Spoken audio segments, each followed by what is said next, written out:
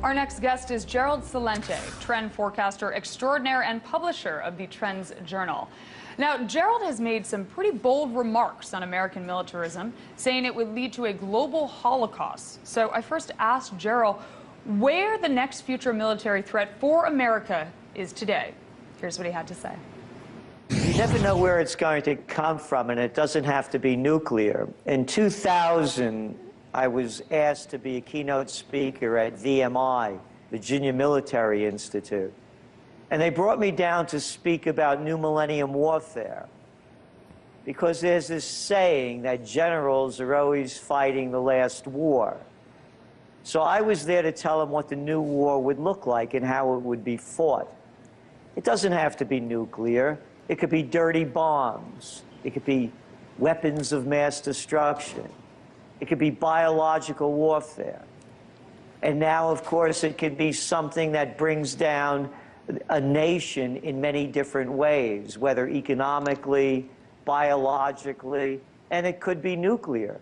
You don't know how it's going to happen, but science has progressed to the point where it now mirrors the forecast made by Albert Einstein, someone who knew a thing or two about more than one thing. And that is, I don't know how the Third World War will be fought, but the fourth will be fought with sticks and stones. And neither the world leaders nor the generals in charge understand the potential threat of what's out there and how much it can destroy. Gerald, where do you think the U.S.-Russian political and economic relationship is headed? Well, it's clear where it's headed, and that is toward more destruction, economically and geopolitically. We just heard from the German Chancellor Angela Merkel just a few days ago to increase the sanctions against Russia. Sanctions are an act of war. You go back to World War II, people think it began with the bombing of Pearl Harbor. There were sanctions in place also back then against Japan, which Americans rarely talk about, because actually Japan is doing a replay of what they were doing back then. And that was they were grabbing more trade, and they also had a devalued currency. And we just saw Japan devalue their currency. We're at the Abenomics, where now it's gone up over 50% against the Chinese yuan. It's gone up against the Korean currency 40%. It's down to 7-year lows against the United States. So what did the United States do back then? Sanctions. Japan couldn't get oil. They couldn't get rubber. They couldn't get what they needed. And again, there's two sides to this story. I'm just briefing through it to bring it back to the present. Because sanctions are an act of war. And it's madness when you see what's going on in Europe. Here, the Financial Times, right in front of me. How's this for a headline? ECB pressed to act after Brussels slashes 2015 economic forecast. Front page story, brilliant. Oh, the economy's going down? I got an idea. I'll really be stupid. I'll play a president, a prime minister, a chancellor. We're going to put more sanctions, and we're going to slow trade down even worse than it is now. We're really going to do something that's going to make a lot of people suffer and push them into more difficult positions. Here's the story. When people lose everything and have nothing left to lose, they lose it.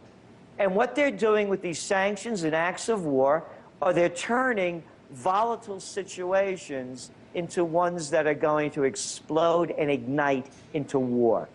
It's an old scenario. You saw the panic of '08, the crash of '29, recession, depression, same thing going on now.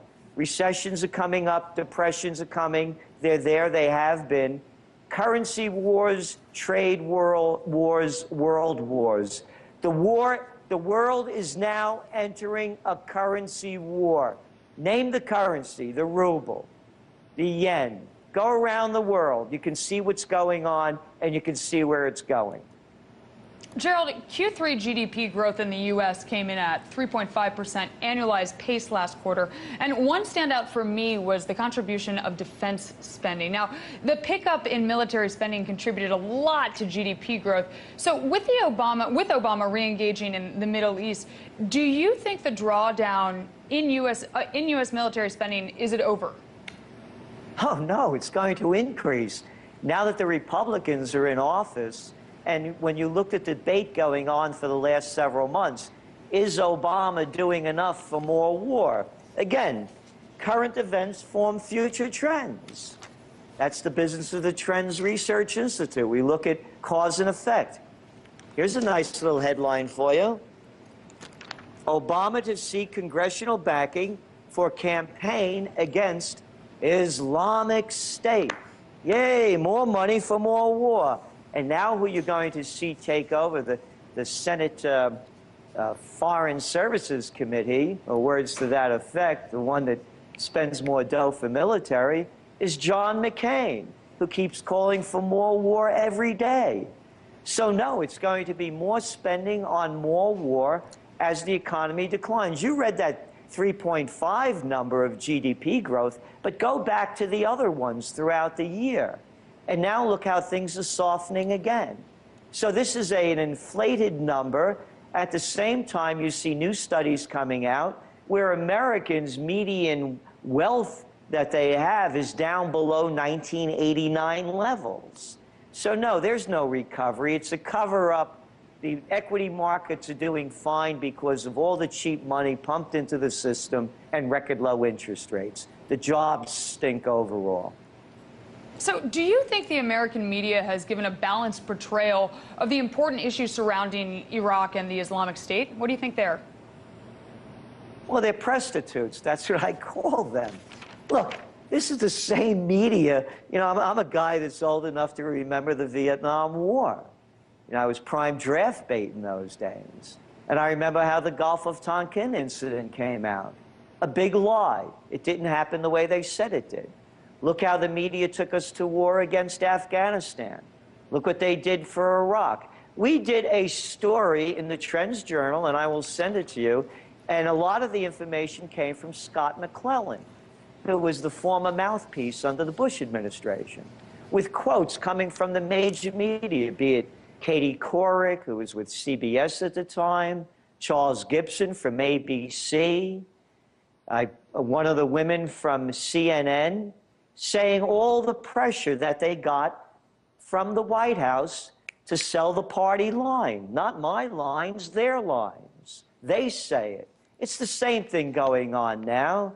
Turn on the TV. You see the same tired faces repeating the same lines. Why, as a matter of fact, during this election season, I turned on CNN, which is now officially the Cartoon News Network, and who's shooting his mouth off over there? Obama's former flack, Jay Carney. That was Gerald Celente, publisher of the Trends Journal.